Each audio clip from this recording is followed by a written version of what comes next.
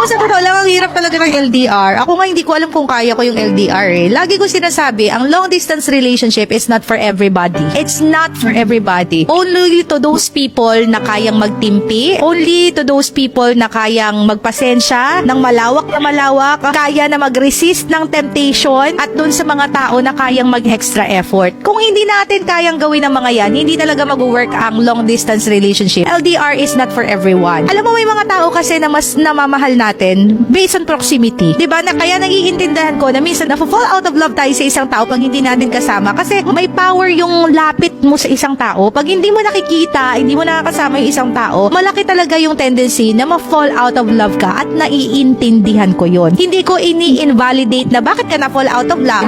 Posible talagang mangyari yun sa isang relationship. Pero kung tatanungin mo ko ano ang gagawin mo kapag na-fall out of love ka na sa isang taong ka-LDR mo, ang akin lang is number one and the one only truth is that be honest. Maging honest lang tayo. Kasi wala namang ibang pwedeng maging solusyon nandyan kundi tapatin mo yung tao. Kasi kung hindi mo tatapatin yung tao at hindi ka magkakaroon ng courage to tell the truth, paulit-ulit mo siyang niloloko habang ang loob mo pala ay malayo na sa kanya.